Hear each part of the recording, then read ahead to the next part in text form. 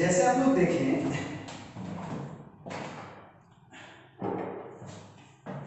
पहला हम लोग देखे थे लीनियर डेंसिटी, तो क्वेश्चन देखिए तो सिंपल है, a charge of +1 microcoulomb is uniformly distributed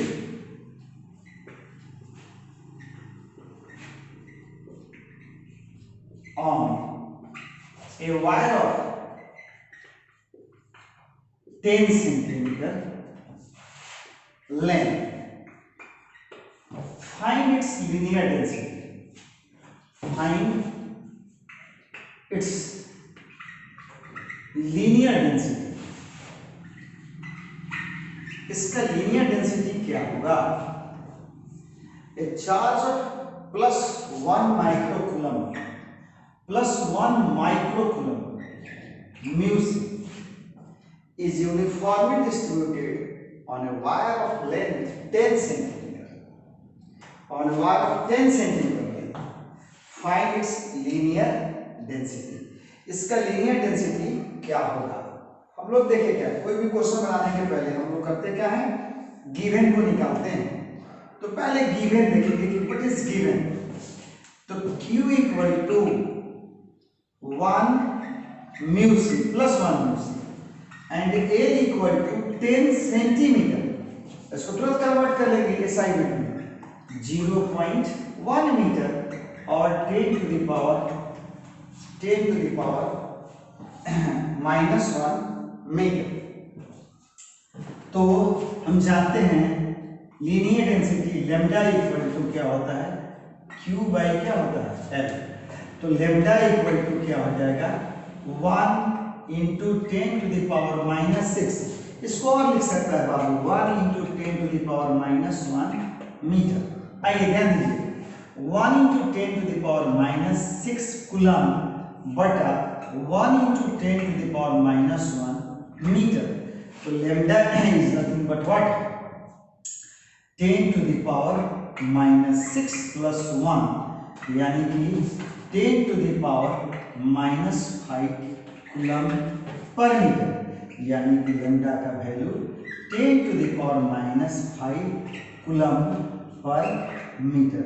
तो लीनियर डेंसिटी जो हो गया वो कितना हो गया, 10 to the power -5 coulomb per metre. ऊपर जाएगा तो प्लस हो जाएगा और उस स्थिति में आपका ये बहुत सिंपल है, आपने देख लिया। ठीक, अब हम आते हैं क्वेश्चन किसके ऊपर। ये क्वेश्चन पहला जो है हम लोगों का लीनियर, पहला लीनियर क्लियर हो गया। अब आते हैं सुपरफिशियल। आप कभी भी जब लिखने का कोशिश कीजिएगा, कोई चीज लिख रहे हैं, उतार रहे हैं, वीडियो को रोक दीजिए और रोक करके लिख लीजिए, फिर उसको आगे बढ़ाइए। ठीक, जैसा कि आप लोग एक्सपर्ट आदमी हैं, इस मामले में तो बहुत तेज है, मोबाइल में क्या जानकारी होना चाहिए, वीडियो कैसे देखना चाहिए, इस साथ हमारी जानकारी छोटी पड़ जाएगी आप लोगों की जानकारी के सामने। ठीक है, चलिए, समय और परिस्थिति ऐसा कर दिया कि मोबाइल बहुत महत्वपूर्ण हो गया है आज के डेट में, बहुत महत्वपूर्ण हो गया।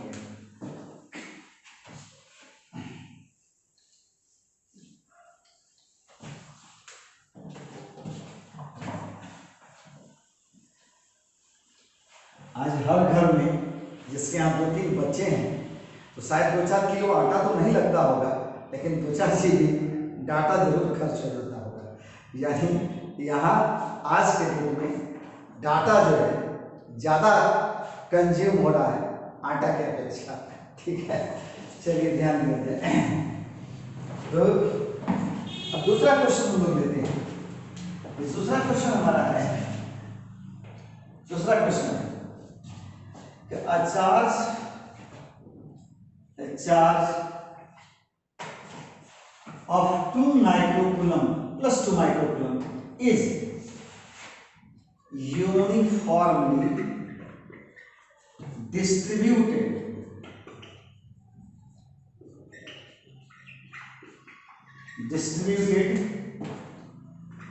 on the outer surface of a sphere of radius 1 meter. 1 meter. Find this surface density of charge. Surface density of charge. आप क्या देखोगे भाई, हर क्वेश्चन में बनाने का तरीका है गिवन। सबसे पहले आपको डाटा चाहिए। What is given? Given Q is nothing but what? 2 into -6 coulomb and R is nothing 1 meter। जैसा कि मैंने बताया है कि स्फीयर के केस में आपका क्वेश्चन है ये आपका चार्ज क्या है? Q है और इसका रेडियस R है। तो आपका फॉर्मूला जो होगा sigma equal Q by 4 pi R square. तो सिग्मा Q कितना होगा?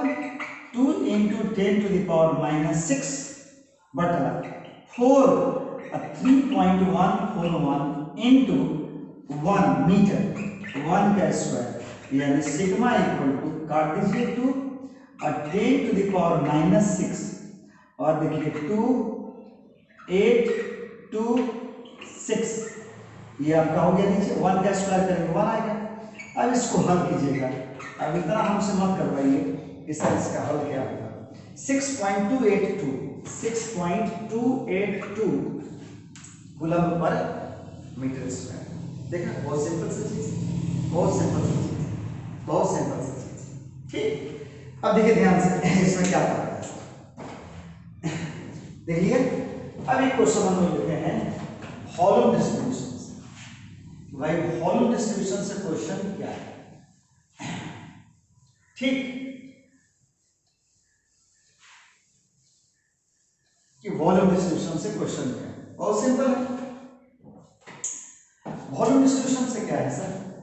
तो आप तीसरा देखिए क्वेश्चन 3 हमारा, a charge of 2 microcoulomb is uniformly distributed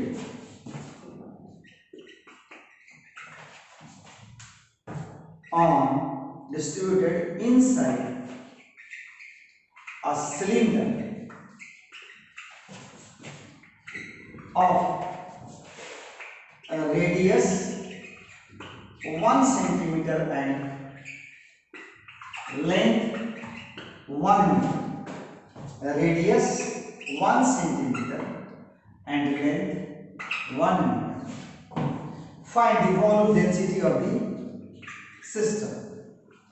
Find the volume density. भाई इसका वॉल्यूम डेंसिटी क्या होगा ये निकालिए, फिर हम आपको बताएंगे। हम लोगों का हैबिट बन जाना चाहिए। इस सबसे पहले क्या करना है, गिवन को निकालना है। कि गिवन को निकालना है कि भाई गिवन क्या है। ठीक, और गिवन के बाद फिर क्या करेंगे, काम करेंगे।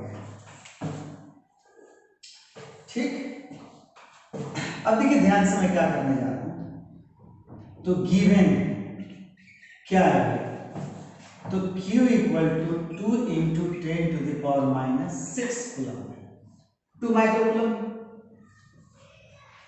R इक्वल टू कितना है, 1 सेंटीमीटर। बदल देंगे डाटा को, 1 into 10 to the power -2 metre. R equal to 1 centimetre, इतना मीटर, और लेंथ इक्वल टू 1 मीटर। आपने देखा आपका फिगर क्या कर रहा है, सिलेंडर रखा है और सिलेंडर के अंदर आपने चार्ज रखा है। तो सिलेंडर के अंदर चार्ज रखा है, तो ये चार्ज आपका Q है, लेंथ इसका L है, रेडियस R। बाहुबली क्या बताया था, रो, और rho Q by pi R square L। Data डाल दीजिए। तो rho equal to 2 into 10 to the power minus 6, 2 into 10 to the power minus 6, pi के लिए 3.141 इंटू आर, तो 1 सेंटीमीटर यानी कितना, इसका स्क्वायर करेंगे तो 10 टू द पावर माइनस क्या होगा 4, और इंटू लेंथ कितना है 1 मीटर। तो आपका ये हो गया। अब आपका काम क्या है, अब इतना मत हमसे करवाइए, कूलम पर मीटर क्यूब। आप इसको क्या कीजिए, हल कीजिए and get the required result, और अपना वांछित आंसर प्राप्त कीजिए, सॉल्यूशन हल निदान प्राप्त कीजिए। ठीक, आपने देख लिया ये छोटा छोटा चीज। ठीक है, तो हमने चार्ज के विषय में हमने इसमें क्या क्या देखा, थोड़ा सा रिवीजन मारते हैं। आपको सबसे पहले हम बताया कि इस टॉपिक का नाम इलेक्ट्रोस्टैट है, और इलेक्ट्रोस्टैट में 3 यूनिट है। फील्ड इंटेंसिटी पोटेंशियल वाला यूनिट हम लोग लेकर के चल रहे हैं। ठीक, ये थोड़ा बड़ा टॉपिक है। चलिए, हमने इलेक्ट्रोस्टैट वर्ड को डिफाइन किया, और इलेक्ट्रोस्टैट वर्ड को लिटरल डिफिनेशन दिया है, और फिर इसका मैंने डेफिनेशन दिया। इसके बाद उसमें हीरो आया वर्क के कि भाई स्टडी किसका करते हैं, तो चार्ज का प्रॉपर्टी। चार्ज का क्या है, चार्ज पर आपको एक कंप्लीट रेंज दिया चार्ज पर, अब चार्ज के विषय में बता दिया। फिर चार्ज को मेजर कैसे करते हैं ये भी बताया। इसके लिए डिवाइस क्या है, गोल्ड लीफ इलेक्ट्रोस्कोप, यहां तक बताया। अब हम क्या कर रहे हैं, हमने आज के केस में क्या बताया कि डिस्ट्रीब्यूशन ऑफ चार्ज क्या है, और फिर उसका हमने दिया भाई कि भाई volume distribution, linear distribution, surface distribution और वॉल्यूम डिस्ट्रीब्यूशन, और उस पर छोटा छोटा क्वेश्चन हमने क्या किया, डिस्कस कर दिया। ठीक, उस पर छोटा छोटा क्वेश्चन हमने डिस्कस कर दिया। ठीक है, अब हम एक अहम बिंदु की ओर बढ़ रहे हैं, और इसका अहम बिंदु क्या है, कूलम्ब्स लॉ। इसको जानना जरूरी है, बहुत ही महत्वपूर्ण है कूलम्ब्स लॉ, बहुत ही महत्वपूर्ण है कूलम्ब्स लॉ। और जनरल बुक में मिसकंसेप्शन है कूलम्ब्स लॉ के विषय में। डेफिनेशन आप 10th तक अभी तक पढ़ते होंगे, तो उस केस में क्या है, डेफिनेशन भी बहुत सारे बुक में क्या है, अपर्याप्त है, या यूं कहें गलत डेफिनेशन है। ठीक, तो अब हम आते हैं एक अहम टॉपिक पर, और वो टॉपिक हमारा क्या है, कूलम्ब्स लॉ। कूलम्ब्स लॉ क्या है, इसको थोड़ा सा देखें और डिटेल्स में आपको हम बताएंगे कूलम्ब्स लॉ। अब यहाँ से एक्चुअली कूलम्ब्स लॉ पर बहुत सारा क्वेश्चन मिलेगा आपको। हम सारे क्वेश्चन से नेचर ऑफ क्वेश्चन भी होगा, जितने टाइप का क्वेश्चन होगा सबको मैं डिस्कस करूंगा, किसी चीज को छोड़ूंगा नहीं, सब चीज को डिस्कस करूंगा। आप आराम से हमको फील कर सकते हैं कि भाई सर जो है एकदम जो हम पूछने वाले थे वो तो आ गया, पता चल गया, हमारे जो मन का बात था वो भी सर क्या किए बता दिए। आइए ध्यान दीजिए, तो पहले ये कूलम्ब्स लॉ है कैसे, देखा जाए, ध्यान दीजिए, ये कूलम्ब्स लॉ क्या है, Coulomb's law.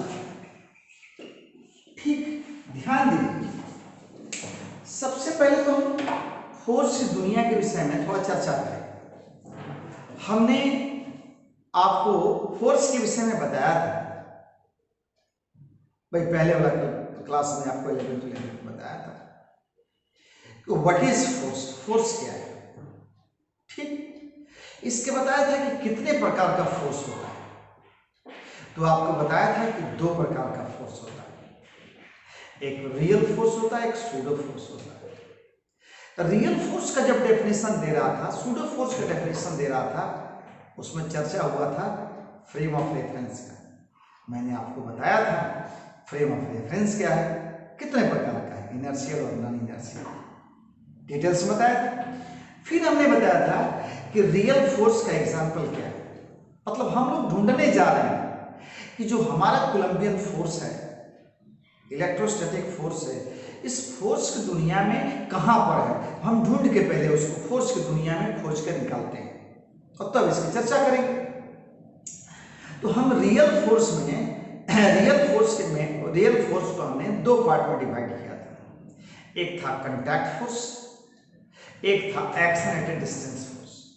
Real force is divided into two parts. First one is contact force and second one is action at A distance force. फिर मैंने कांटेक्ट फोर्स को 6 पार्ट में डिवाइड किया था। That is now contact force is further divided into 6 parts. क्या था भाई? पहला बताया था नॉर्मल रिएक्शन, दूसरा बताया था साइडवाइज फोर्स, तीसरा बताया था टेंशन, चौथा बताया था फ्रिक्शन, पांचवा बताया था स्प्रिंग फोर्स, छठा बताया था बायंसी फोर्स, अपथ्रस्ट फोर्स। यानी normal reaction, sideways force, tension, friction, spring force, upthrust force, जितने भी हमने नाम लिया 6 फोर्स का, इस सब के सब ऐसे फोर्स हैं जिस पर फोर्स लगाया जाना है और जो लगाने की इच्छा रखता है, दोनों का एक्चुअल टचिंग, फिजिकल कांटेक्ट, छूना जरूरी है। बिना फिजिकल कांटेक्ट के, एक्चुअल कांटेक्ट के ये फोर्स नहीं लग सकता। ठीक, तो हमने जितने भी फोर्स का नाम लिया उसमें ये फोर्स नहीं आया। अब इसका दूसरा पार्ट जो है action at A distance force. Action at A distance force, ये फोर्स जो है दूर से लगने वाला फोर्स है। इसमें दोनों बॉडी को एक दूसरे के एक्चुअल कांटेक्ट में नहीं आना है। दोनों बॉडी का कोई फिजिकल कांटेक्ट नहीं है। दोनों बॉडी को स्पर्श करना जरूरी नहीं। क्यों? ये कैसे लगता है भाई? Field to field interaction force है। एक का फील्ड दूसरे के फील्ड से इंटरैक्ट करके अट्रैक्शन और रिपल्सन का संदेश देता है। ध्यान दीजिए, मैं क्या कहने जा रहा हूं। यानी ये जो फोर्स है action at A distance force, जैसे पृथ्वी किसी भी चीज को हाथ बढ़ा के नहीं खींचती है, वो ग्रेविटेशनल फील्ड के माध्यम से। और जितना, जैसा कि मैंने बताया था कि जिस प्रकार से बल्ब से रे निकलता है, we can't see ray but we can feel the presence of ray by seeing the object. हम बल्ब से निकलने वाली किरणों को नहीं देखते, लेकिन किरणों की उपस्थिति वस्तुओं को देख करके अनुभव कर लेते हैं।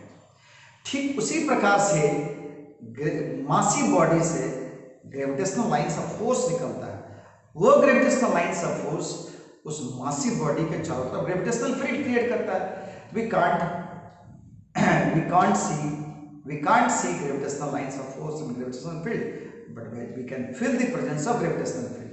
जैसे मैंने बताया था, किसी भी चीज को छोड़ दें तो ये क्या होगा? सर गिर गया, तो इसका गिर जाना इस बात का स्पष्ट प्रमाण है, इसका नीचे की ओर गिरना इस बात का स्पष्ट प्रमाण है कि ग्रेविटेशनल फील्ड है।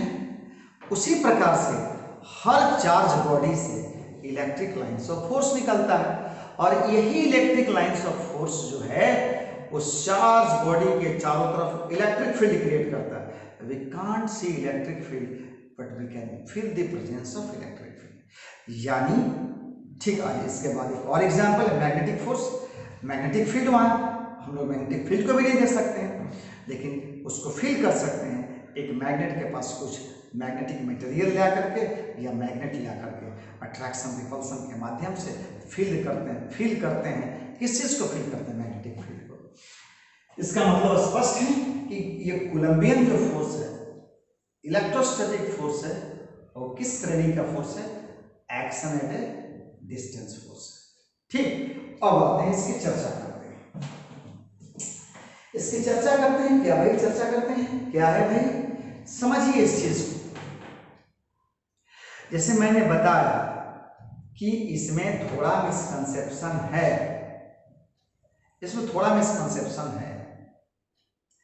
इसलिए इसको थोड़ा सावधानी से, पहले मैं गलत डेफिनेशन दे रहा हूं।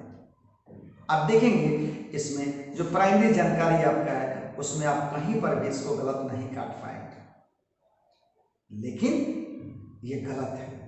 सुनिए मैं क्या बोल रहा हूं। मैं बोल रहा हूं the force of interaction. Word देखिए, इंटरैक्शन का मतलब होता है आइदर अट्रैक्शन और रिपल्सन होता है। देखिए ध्यान से बात, यानी हर वर्ड को, यहां कोई गलती नहीं है, यहां ध्यान मत लगे गलत बोल रहे हैं सर, यहां तो मैं व्याख्या दे रहा हूं, वर्ड इंटरैक्शन का मतलब समझा रहा हूं। क्योंकि ग्रेविटेशन में मैंने बताया था द फोर्स ऑफ अट्रैक्शन, वहां इंटरैक्शन वर्ड नहीं है। कारण क्या था भाई नहीं लेने का, हम वहां चर्चा किए थे, पुनः मैं चर्चा करता हूं। चर्चा किए थे इसलिए क्या किए थे चर्चा भाई, तो ग्रेविटेशन के केस में केवल अट्रैक्शन, रिपल्सन नहीं। क्या कारण है आइए फिर से सुनिए। मैं चार्ज में बोल रहा हूं कि कूलम्बियन फोर्स के लिए, इलेक्ट्रोस्टैटिक फोर्स के लिए बोल रहा हूं कि द फोर्स ऑफ इंटरैक्शन, वो इसलिए, अच्छा पहले इंटरैक्शन का मतलब आइदर अट्रैक्शन और रिपल्सन होता है, आइदर अट्रैक्शन और रिपल्सन होता है। अब देखिए ध्यान से इसमें क्या क्या रास्ता, आइदर अट्रैक्शन और रिपल्सन होता है, मतलब समझ रहे हैं। अब आते हैं अपनी जगह पर, यहां कह रहेगा कि आप ध्यान दो, अट्रैक्शन और रिपल्सन इसलिए कह रहे हैं क्योंकि यहां पर दो प्रकार का चार्ज है, पॉजिटिव और निगेटिव। पॉजिटिव और निगेटिव दो प्रकार का चार्ज है, इसलिए यहां दो प्रकार का फोर्स है, अट्रैक्शन रिपल्सन का।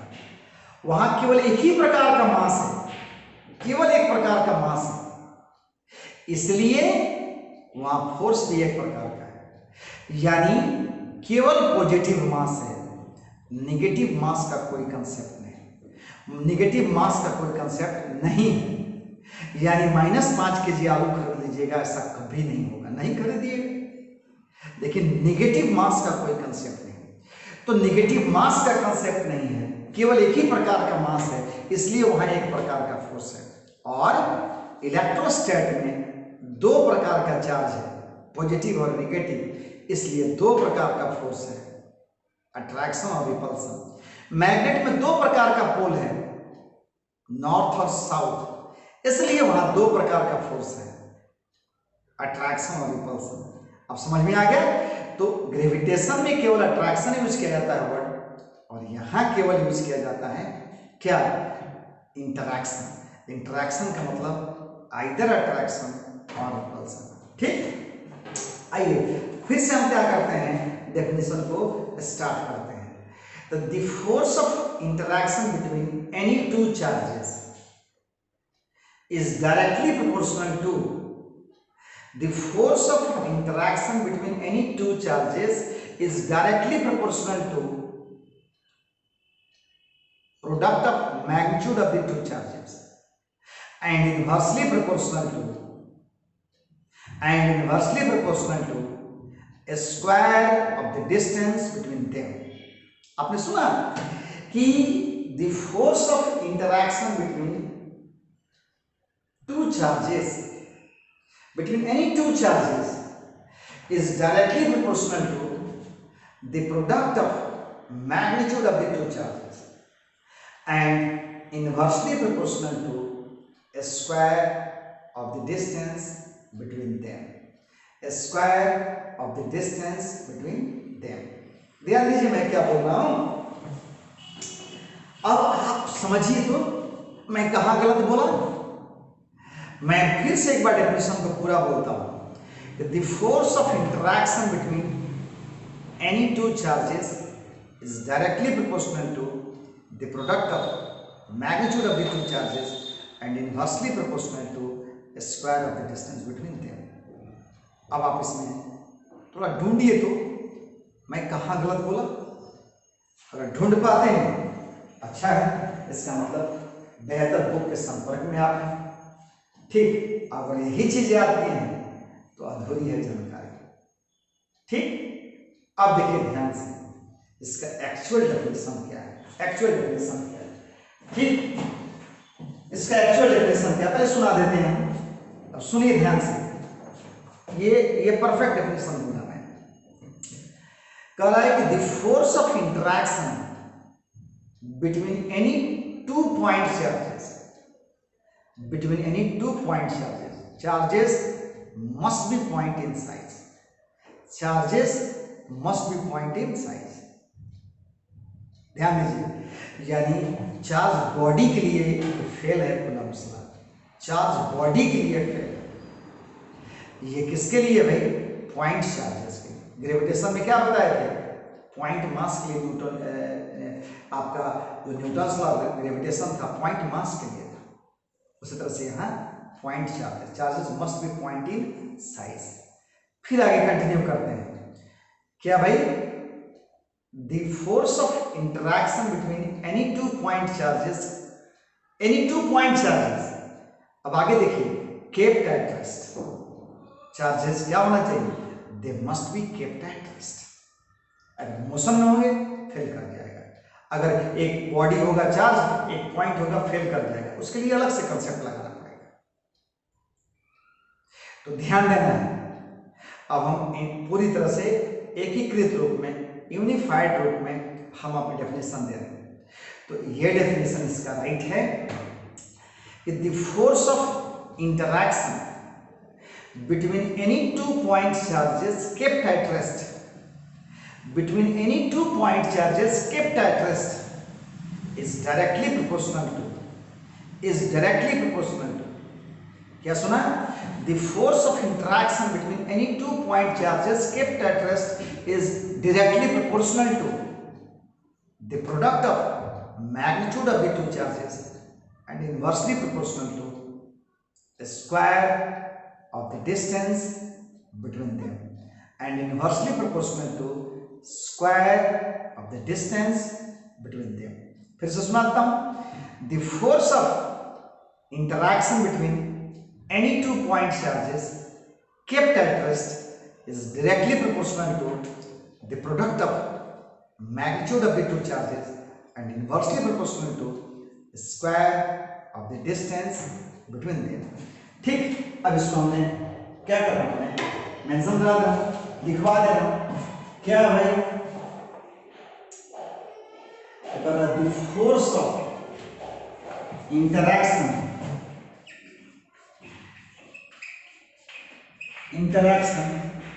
between, हमारा लिखने का तरीका है between, ब्लैक एंड व्हाइट मत समझिए।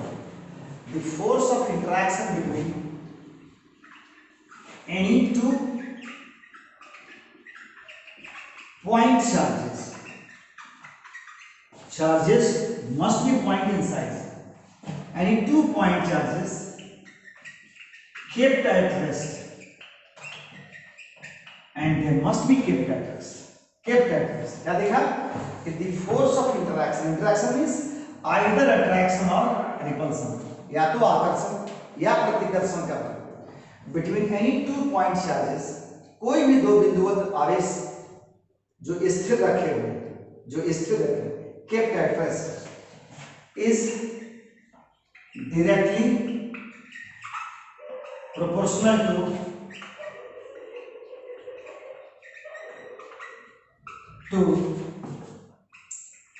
the product of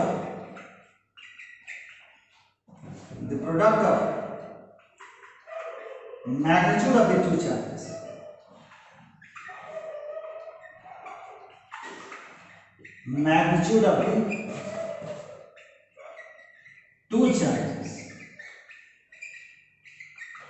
and inversely proportional to, ध्यान दें, product of magnitude whatever it's nature, either negative और पॉजिटिव।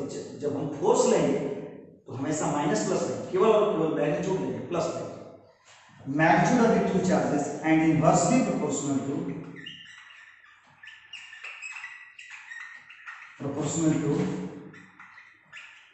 a square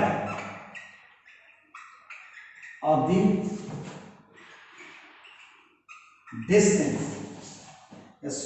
distance,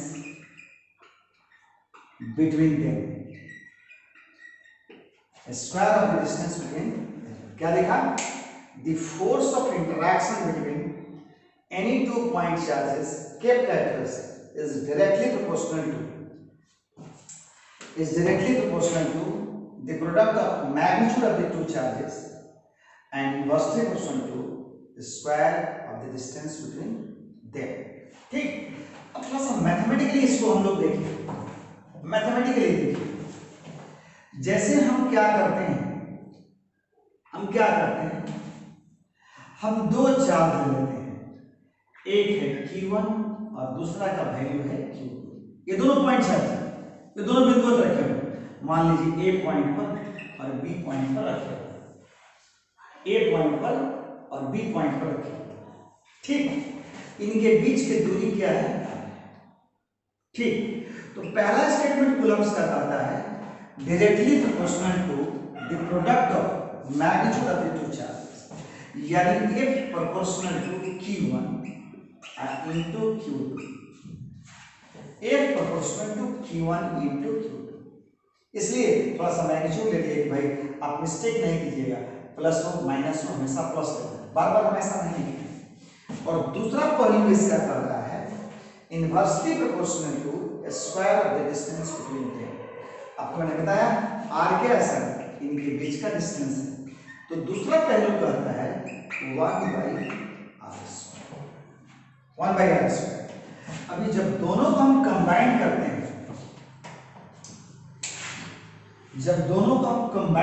हैं, ठीक, वीडियो रोक करके आप लिखेंगे, जब दोनों को हम कंबाइन करते हैं, ऑन कंबाइनिंग द अबाउट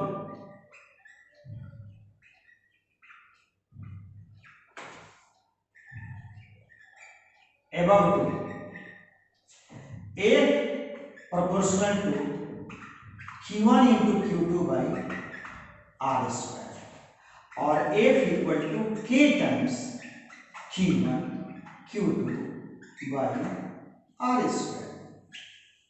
ये हो गया मैथमेटिकल एक्सप्रेशन। इसका मैंने मॉडुलस हटा के बताया था कि हमको एक सिंबॉलिक लिया, आप वो अलर्ट करने के लिए F equal to K Q1 Q2 by r²। ठीक, अब देखिए ध्यान से, हमने K क्या किया?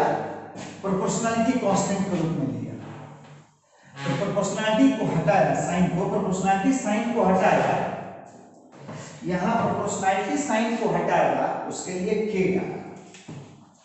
ठीक, तो K क्या है? वेयर K क्या है? प्रोपोर्शनलिटी कांस्टेंट, बहुत इंपॉर्टेंट है K है, प्रोपोर्शनलिटी कांस्टेंट। आइए चर्चा करें कुछ K के विषय में। K के विषय में चर्चा करना बहुत महत्वपूर्ण है।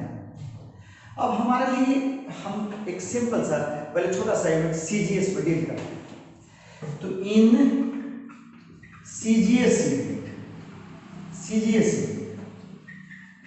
जब CGS यूनिट की बात करते हैं तो K1 होगा, तो F बराबर Q1 Q2 by r², और इसमें यूनिट होगा फोर्स का डाइन हो गया, और F equal to Q1 Q2 by क्या हो जाएगा?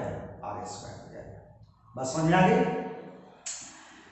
F equal to Q1 Q2 by r², और आपका क्या हो गया? K का मान क्या हो जाएगा? 1 हो गया। ऐसी यूनिट इसका डाइन हो जाएगा। But our whole syllabus is based on SI unit. So in case of SI unit, it is also called rationalized unit. तो in SI unit, K equal to है 1/4 pi epsilon naught, K equal to 1/4 pi epsilon naught। ये symbol है, हम बताएंगे, चर्चा करें। और इसका वैल्यू 9 × 10⁹ होता है, न्यूमेरिकल वैल्यू कभी केवल चर्चा करें।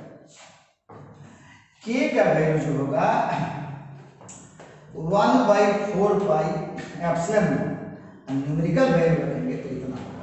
यूनिट डील करना चाहते हैं तो आप यूनिट डील कर सकते हैं newton metre square by coulomb square. लेकिन हमने यहाँ पर क्या देखा, हमें यहाँ पर एक नया चीज मिला।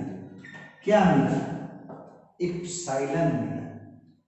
इप्सिलॉन देखिए सिंबल है, ये एक सिंबल है, इसको पढ़ते हैं हम लोग, इसको पढ़ते हैं इप्सिलॉन। इप्सिलॉन देखिए फील कीजिएगा कि आप ऑनलाइन क्लास करते हैं, हड़बड़ हड़बड़ हड़बड़ में क्या करते हैं, टीचर कुछ लिखाया, कुछ आप लिखे, कुछ छूटा इधर कुछ उधर। मैं आपको इतना नजदीक रहूंगा, हमेशा आप हमको फील करेंगे। हम हर छोटे छोटे चीज को कर रहे हैं कि हम मेंशन करेंगे, इसलिए ध्यान रखा जाए। इसको इस सिंबल को हम एप्सिलॉन पढ़ते हैं, एप्सिलॉन। ठीक, इस सिंबल को एप्सिलॉन पढ़ते हैं। और फिजिक्स की भाषा में इसका नाम क्या है? Permittivity, permittivity. और अगर हिंदी में इसका अगर अनुवाद चाहेंगे, पारगम्यता कहते हैं इसको, पारगम्यता। चलिए इंग्लिश से भी ज्यादा जटिल हो गया। आते हैं इसमें परमिटिविटी। ये सिंबल को इप्सिलॉन कहते हैं, इसको परमिटिविटी, ये टेक्निकल वर्ड, यानी हमारे फिजिक्स के लिए एक डिफिनीशन वाला वर्ड हो गया परमिटिविटी। और इस सिंबल को हम लोग इप्सिलॉन कहते हैं। आते हैं, ध्यान दें तो आप देखो ध्यान से, ये हो गया इप्सिलॉन, इसको पढ़ते हैं epsilon not, NaUGS, epsilon not पढ़ते हैं। अभी एक मिनट, एप्सिलॉन नॉट, चलिए आइए थोड़ा चर्चा करते हैं उसका बढ़िया से।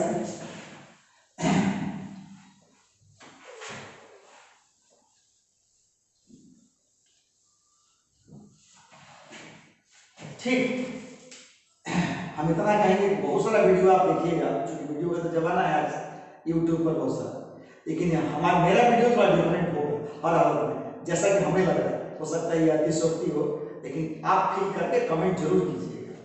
ठीक, आते हैं हम यहाँ पर इप्सिलॉन। इस इप्सिलॉन नॉट का मतलब क्या? तो अब भाषा में आते हैं, तो इसको कहते हैं एप्सिलॉन नॉट को permittivity of free space, of free space, या इसको कह सकते हैं वैक्यूम, निर्वात। चलिए, ग्रेविटेशन में बाबू क्या देखा था? F इक्वल टू, यहां पर अगर दो मास हैं m1 m2 और r, तो g m1 m2 बाई क्या था? r स्क्वायर था। ग्रेविटेशन में आपने देखा, यहां g क्या था? यूनिवर्सल ग्रेविटेशनल कांस्टेंट था। यानी ये न तो किसी जगह पर डिपेंड किया, चाहे चंद्रमा पे ले जाइए, कहीं भी ले जाइए, जी का मान कांस्टेंट रहेगा। क्या डिपेंड नहीं किया? जगह पर, पोजीशन पर। और what ever the medium between the two masses, between the two body, medium doesn't affect the force of attraction between two masses. यानी मीडियम का कोई प्रभाव वहां नहीं था, इसलिए इसको यूनिवर्सल ग्रेविटेशनल कांस्टेंट कह दिया। इसका वैल्यू लिख दिया भाई कि ये g क्या है? 6.67 into 10 to the power minus क्या 11 क्या होगा? न्यूटन मीटर स्क्वायर पर केजी स्क्वायर। चर्चा हो गया, खत्म हो गया इसका कहानी। इस g का कोई विशेष महत्व नहीं भाई, हो गया। लेकिन यहाँ इसका काफी महत्व है। किसका? एप्सिलॉन नॉट का। एप्सिलॉन नॉट क्या है? यानी अब आते हैं हम लोग परमिटिविटी पर चर्चा करें कि परमिटिविटी क्या है सर, परमिटिविटी क्या है सर। तो ये चर्चा का विषय है कि परमिटिविटी है क्या चीज। अब आइए देखिए ध्यान से, जैसे मैं बताया था कि ये field to field interaction force है, यानी एक चार्ज बॉडी यानी क्या मेरा कहना है, कोई भी हम लोग दो चार्ज लेते हैं तो दोनों चार्ज का अपना अपना इलेक्ट्रिक फील्ड है, और जैसा ही ये दोनों चार्ज एक दूसरे के फील्ड में आते हैं, इंटरेक्शन की प्रक्रिया प्रारंभ हो जाती है। इंटरेक्शन की प्रक्रिया प्रारंभ हो जाती है, ठीक, यानी अट्रैक्शन रिपल्शन की प्रक्रिया प्रारंभ हो जाती है। अब आते हैं कि ये मीडियम किस प्रकार से प्रभावित करता है, यानी हम अब इस पर चर्चा करने जा रहे हैं कि द फोर्स ऑफ अट्रैक्शन, नहीं, the force of interaction between any two charges doesn't only depends upon the charges and their separation, but it also depends upon the intervening media, but it also depends upon the medium between them. मेरा कहना है कि यहाँ electrostatic force जो है, यानी दो आवेश के बीच लगने वाला बल केवल चार्ज और उनके बीच की दूरी पर ही निर्भर नहीं करता, बल्कि उनके बीच का मीडियम क्या है ये भी बहुत मायने रखता है। थोड़ा व्यापक हो गया ये, यानी मीडियम यहाँ महत्वपूर्ण है, बहुत महत्वपूर्ण है। आइए इसको समझाने का एक प्रयास करता हूं। जैसे हम क्या करें, एक ग्लास विंडो ले लें, ग्लास की खिड़की हम लोग ले लें, ठीक, खिड़की खोल देते हैं, खोल दिया।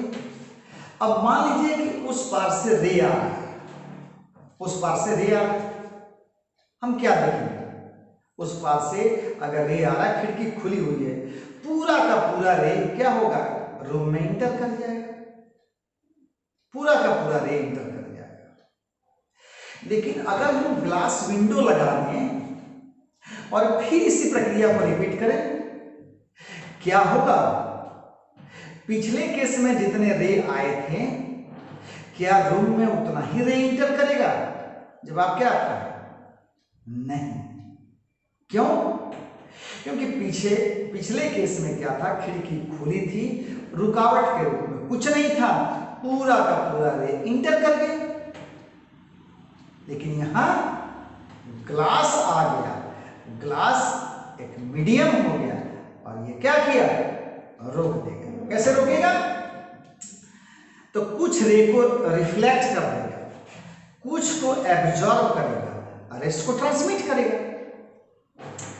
तो निश्चित तौर पर intensity of transmitted light is less than that of intensity of incident light, यानी कि जितनी प्रकाश की किरणें आई अंदर, उसका तीव्रता हमेशा कम होगा जितना कि आके खिड़की पर पड़ा था, क्योंकि कुछ लौट गया, कुछ सुखा गया, रेस्ट आया, इसका मतलब मीडियम प्रभावित किया। आज तक हमने ऐसा कोई ग्लास नहीं देखा है, और आप लोग देखे होंगे तो अलग बात है, कि कोई हम लोग ग्लास ले लें और ये ग्लास ले लें और इधर से 10 रे डालें, एक 15 रे निकालेगा, अपने तरफ से एनर्जी जोड़ के नहीं निकालेगा। इसका मतलब क्या होगा, मीडियम जो है, यानी कुछ भी मीडियम रखे, नंबर ऑफ रे को घटा दिया। चलिए आते हैं, अब हम लोग चर्चा करते हैं कि भाई दो चार्ज बॉडी के बीच जो लगने वाला फोर्स है ये मीडियम डिपेंडेंट है। यहां जो वहां देख रहे थे कि रे काम कर रहा था, वही यहां रे क्या करता था, फील्ड ऑफ विजन डेवलप करता था, वही यहां पर इलेक्ट्रिक लाइंस ऑफ फोर्स, हम डिटेल्स में बताएंगे, आगे है topic electric lines of force. तो जिस प्रकार से बल्ब से रे, उसी प्रकार से चार्ज बॉडी से, उसी प्रकार से चार्ज बॉडी से इलेक्ट्रिक लाइंस ऑफ फोर्स निकलता है। वही इलेक्ट्रिक लाइंस ऑफ फोर्स क्या करता है, रे इलेक्ट्रिक फील्ड का निर्माण करता है। अब हम क्या करते हैं कि पहले हम लोग दोनों चार्ज बॉडी के बीच वैक्यूम रखते हैं, फ्री स्पेस रखते हैं, और मान लीजिए 1 कूलम का चार्ज हम लोग ले लिए, 1 मीटर की दूरी रख दिए और वैक्यूम में रखे और उसका फोर्स नोट कर लिए, देख लिए। अब हम बीच में क्या डालते हैं, ग्लिसरीन डाल दें, माइका सीड डाल दें, वुड डाल दें, पेपर डाल दें, अमोनिया डाल दें, यानी वाटर डाल दें, ग्लिसरीन डाल दें, जितने भी चीज हमने नाम लिए सब इंसुलेटर, सब बेड कंडक्टर। और अब हम अनुभव करें कि जो वैक्यूम में फोर्स था और अब मीडियम में, तो हर हालत में जितने भी मीडियम का मैंने चर्चा किया, हर हालत में ये लगने वाले फोर्स को घटा देंगे, लाइंस ऑफ फोर्स को इंटरप्ट करेंगे, लाइंस ऑफ फोर्स को इंटरप्ट करेंगे। इसका मतलब स्पष्ट है कि ग्रेविटेशन के केस में मीडियम काम नहीं कर रहा था, मैंने मीडियम का उतना बड़ा प्रभाव नहीं था कि कैलकुलेबल हो, जो गणना के लायक हो, लेकिन यहाँ कैलकुलेबल है, गणना के लायक है, काफी एप्रिसिएबल है, काफी प्रभावी है मीडियम, बहुत बुरी तरह से फोर्स को प्रभावित करता है। तो अब हम लोगों को चर्चा करना है क्या चीज, ये परमिटिविटी क्या है, यानी कि जो मीडियम का बिहेवियर है उसके विषय में चर्चा करना, तब जाके कूलम्ब्स लॉ में परफेक्शन आएगा कि कूलम्ब्स लॉ का जो हम लोग मोटा मोटी देखते हैं Q1 Q2 और R², उससे काफी दूर तक का कूलम्ब्स लॉ है। तो मीडियम बार बार मैंने बोला, और जितना भी मीडियम का नाम लिया, ग्लिसरीन है, वाटर है, माइका सीट है, वुड है, पेपर है, अमोनिया है, इस सब के सब इंसुलेटर, इस सब के पास, किसी के पास फ्री इलेक्ट्रॉन नहीं है, सब क्या कुचालक है। अब हम जब इनको इंट्रोड्यूस करते हैं, मैंने क्या बोला, ये इलेक्ट्रिक लाइंस ऑफ फोर्स के ट्रांसमिशन को इंटरप्ट करेंगे, यानी विद्युत क्षेत्र के आवागमन के प्रक्रिया को, एक दूसरे तक पहुंचने के, एक दूसरे के अनुभव करने की प्रक्रिया को ये क्या करेंगे, रोकेंगे। नतीजा फोर्स क्या होगा, घटेगा। तो यहां पर एक नया चीज आ गया, परमिटिविटी। ध्यान दीजिए, ये जो आपका आइए अब हम लोग देखें कि वैक्यूम में कूलम्ब्स लॉ को कैसे लिखें। फ्री स्पेस के लिए कूलम्ब्स लॉ का फॉर्मूला क्या है, फ्री स्पेस के लिए कूलम्ब्स लॉ का फॉर्मूला क्या है। तो अब आते हैं, तो ये हो गया for free space, F equal to 1/4 pi epsilon naught, ई लेखा मत लिखिएगा, epsilon not into Q1 Q2 by क्या है, Q1 Q2 बाई R²। ये फ्री स्पेस है, और ये इसका वैल्यू क्या हो गया, इसका का वैल्यू फिक्स हो गया, इसके लिए कोई चेंज नहीं होगा। आप डिस्टेंस बढ़ाइए, घटेगा बढ़ेगा, चार्ज बढ़ाइए, घटेगा बढ़ेगा, मीडियम तो जीरो कर दिए, इसलिए इसका वैल्यू फिक्स हो जाएगा, 9 × 10⁹9 न्यूटन मीटर स्क्वायर पर कूलम्ब स्क्वायर। अब आइए ध्यान दीजिए, तो पहले हम लोग नाम जो रखे भाई परमिटिविटी, एक फिजिकल क्वांटिटी के रूप में है कि एक परमिटिविटी है कैसे, ये चीजें। तो अब हमारा जो है अगला टर्म जो है, ये तो हो गया फ्री स्पेस के लिए। अब हम मीडियम में कैसे कूलम्ब्स लॉ को डिफाइन करेंगे, यानी कूलम्ब्स लॉ का, कूलम्ब्स लॉ के लिए मैथमेटिकल एक्सप्रेशन, कूलम्ब्स लॉ के लिए मैथमेटिकल एक्सप्रेशन मीडियम के लिए क्या होगा, कूलम्ब्स लॉ के लिए मैथमेटिकल एक्सप्रेशन मीडियम में क्या होगा, ये देखना है। चलिए, तो पहले हमारा काम है परमिटिविटी को डिफाइन करना। व्हाट इज परमिटिविटी, बढ़िया सुनिएगा, हो सकता है बुक में आपको नहीं, ठीक है। तो sir what is permittivity, permit means to allow,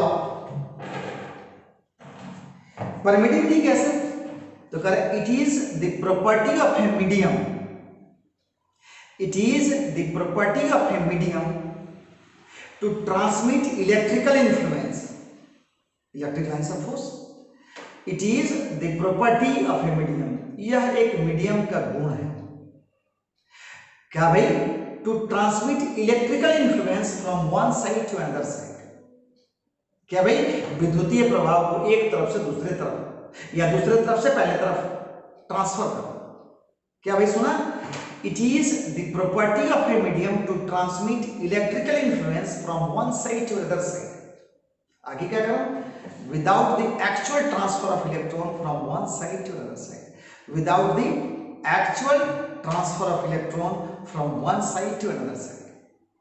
It is the property of a medium to transmit electrical influence from one side to another side without the actual transfer of electron from one side to another side। ये क्या है? यह medium का एक गुण है जो electric lines of force को, इलेक्ट्रिक फील्ड को, विद्युत क्षेत्र को एक तरफ से दूसरे तरफ जाने की अनुमति प्रदान करता है। क्या सुना? It is the property of a medium to transmit electrical influence from one side to other side without the actual transfer of electron from one side to other side. यानी इलेक्ट्रिक फील्ड को जाने तो दे, लेकिन उनके electron को migrate नहीं कराए, उनके इलेक्ट्रॉन को एक तरफ से दूसरी तरफ बिना गए केवल लाइंस ऑफ फोर्स को ट्रांसमिट करना, केवल फील्ड को ट्रांसमिट करना बिना इलेक्ट्रॉन के प्रवाह के। तो आप परमिटिविटी समझ गए कि परमिटिविटी क्या है? एक प्रॉपर्टी है। कैसा property? Electric lines of force के ट्रांसमिशन की प्रॉपर्टी, एक तरफ से दूसरे तरफ बिना इलेक्ट्रॉन के आवागमन के, बिना इलेक्ट्रॉन के ट्रांसफर। मुझे उम्मीद है कि आप परमिटिविटी समझ गए, बात समझ में आ गई। It is the property of a medium to transmit electrical influence from one side to another side without the actual transfer of electron from one side to another side. जैसे कि मैंने बोला कि हमने ग्लास रख दिया, रे पार किया, क्या रे केवल पार किया, रोक दिया, लाइट ग्लास कुछ रोक दिया, लेकिन ग्लास के इलेक्ट्रॉन इस पार से उस पार हुए, कोई नहीं इलेक्ट्रॉन इधर से उस पार। आप देखा यहाँ पर कि भाई ये प्रॉपर्टी है परमिटिविटी, और कैसा property? Electric lines of force के ट्रांसफर करने का बिना किसी इलेक्ट्रॉन के ट्रांसफर के। ठीक, अब आते हैं सर, अब आते हैं इसमें परमिटिविटी। तो देखिए, it is the property of medium, it is the property of A medium to transmit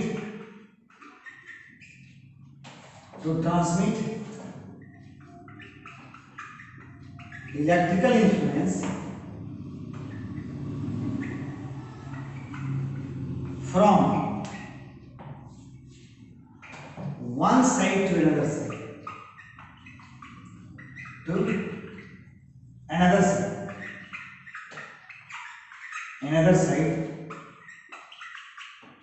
without the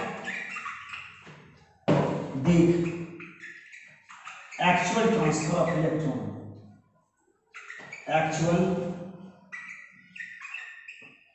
transfer of electron from one side to another side. Without the actual transfer of electron from one side to another side. क्या सुना?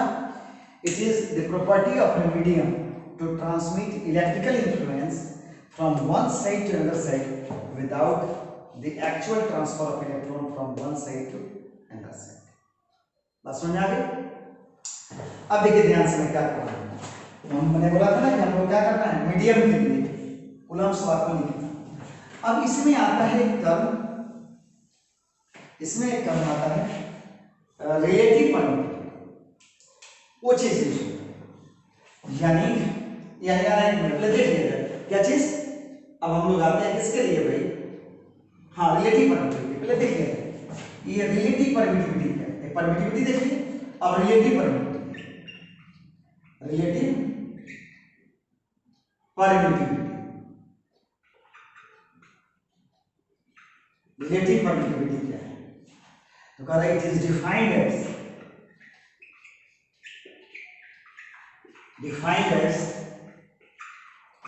the ratio of permittivity of medium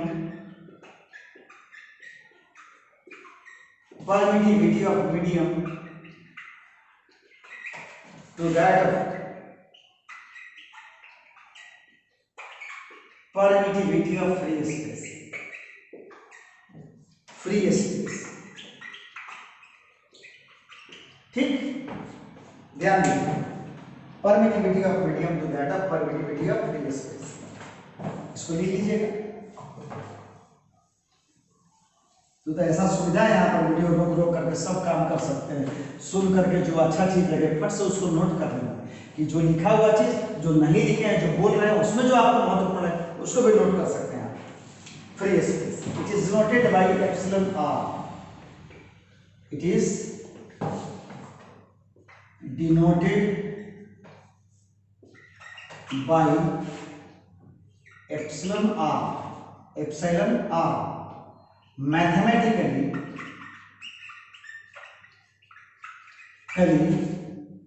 epsilon r is nothing epsilon m upon epsilon naught, और इसका value always greater than क्या होता है, 1 होता है।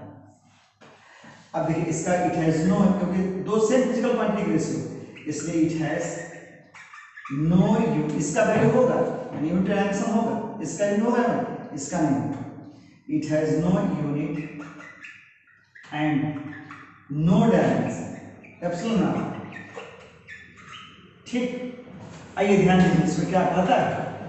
तो एप्सिलॉन एम इक्वल टू क्या होगा, epsilon naught epsilon R, epsilon naught epsilon R. आइए तो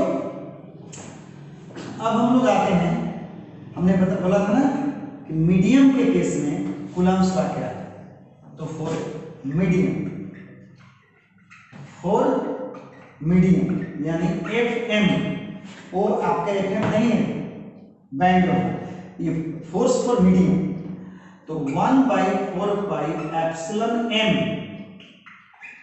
into Q1 Q2 by R square. और इसको देख लीजिए यहाँ पर, तो एफ एम, अब एप्सिलॉन एम का मान यहाँ से लिख लीजिए 1/4 pi epsilon naught, 1/4 pi epsilon naught, ठीक, एप्सिलॉन आर इंटू क्या है Q1 Q2 by R square. आइए तो रिलेशन देखिए, इसमें रिलेशन देखिए, बाबू देखिएगा रिलेशन, इसमें देखिएगा क्या रिलेशन, एफ एम आप देखो तो Q1 Q2 by 4 pi epsilon naught R square. तो वैक्यूम के लिए लिखा, यहाँ पर एक चीज जो है, एक चीज क्या हो गया 1/एप्सिलॉन आर लग गया, यानी F not by F R. तो आपने क्या देखा, रिलेशन जो है मीडियम वाला, एफ नॉट बाई क्या देखा, एप्सिलॉन आर। तो ये वैक्यूम के केस में, और ये देखिए मीडियम के केस वाला फोर्स हमेशा लेस देन होगा, ये क्या होगा, ये हमेशा लेस देन क्या होगा, एफ नॉट, यानी वैक्यूम वाला से हमेशा क्या होगा, कम, क्योंकि आपको बताया था ना epsilon R always greater than क्या होगा, 1।